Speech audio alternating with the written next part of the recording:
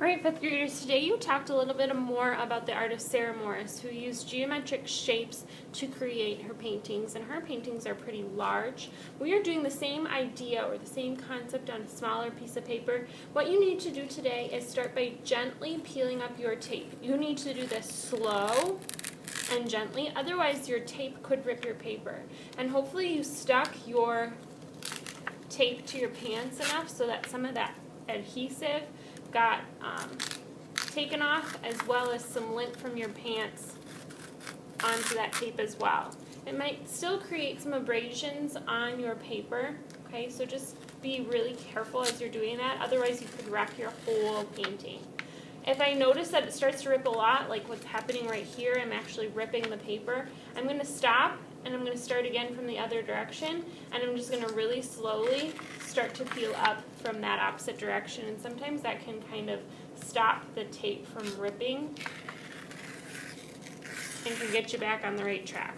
Alright, this is kind of a slow process, fifth grade, so take your time. You notice how it started to go into my painting. I can fix a little bit, but if I do a big rip, that will be really hard and it will be really distracting in my artwork. So make sure you're taking this nice and slow. If something starts to rip, you stop and you go at it from the other direction.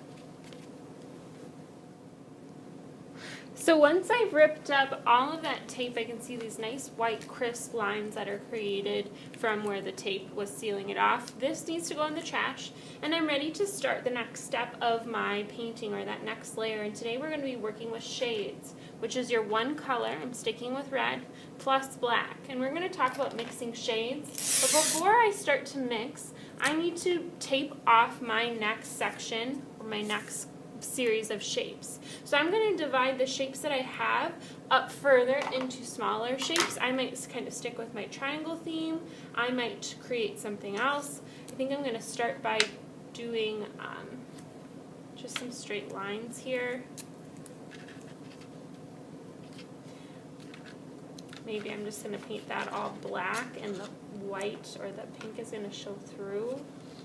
Okay, you have to kind of get a little bit creative with this, fifth grade, and kind of deciding what you're wanting this to look like. Before I stuck my tape to my painting, I stuck it to my pants, and that's so that I got some of that adhesive off, and so that I have some lint from my clothes on my tape.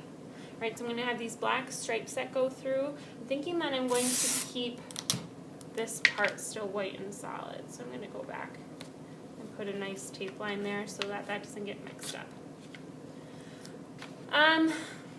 What else? I might also need to use like a scissors to cut specific spots. So I need this to be ripped at an angle. So maybe use some scissors to cut things the way that you're going to need them to be. Might be a good choice to do. Alright, you're going to create your next design with tape where the shades are going to go. Alright, now that I have my design taped off, I'm ready to start painting with my shades. There are some areas where I need to trim up, so I'm going to go back and do that right away. And then I'm ready to start mixing. Okay, my shade is my color with black. So when I mix a shade, I need to use a brush and just a little bit of black. So to measure that out, I'm just going to scoop a little bit up and put it on my tray, and then wash out my brush. If it drips, I wipe it on the lip or on my blue rag, and a little bit of red. Black is a really powerful color, so when I'm mixing my shade, I'm just going to use the littlest bit of black, because I can always add more black, but I can't take it away. I just have to add more red after that, and I can end up wasting a lot of paint by mixing incorrectly or adding too much black to start. I'm just wanting to get just a little bit of a darker shade for this edge right here. Okay, so I'm going to really carefully paint in this spot, staying in those lines that I taped off. I can either tape those lines back up so that I have a nice crisp area, or I can just use really careful hand. And that will take some time so that you stay within those nice straight lines. So I might go back and tape, because that's really challenging, and I will have to work very slowly. And for our class period, we don't have that much time, so you might need to go back and retape some areas.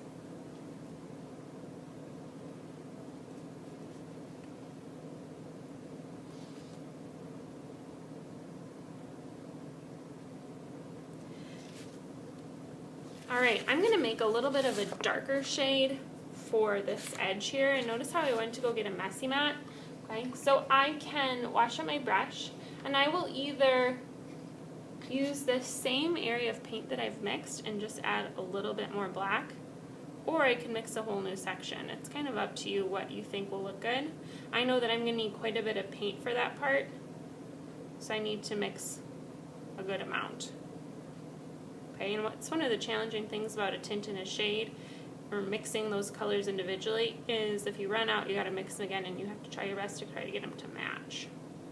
Alright, so I have my messy mat under the edge so that I don't have as much cleanup at the end of my hour, and I'm going to paint this whole section, kind of almost like a frame, my darkest color. Now artists, you don't have to follow what I do, you are creating your own designs, and I'm so excited to see what you create and how you mix these shades today.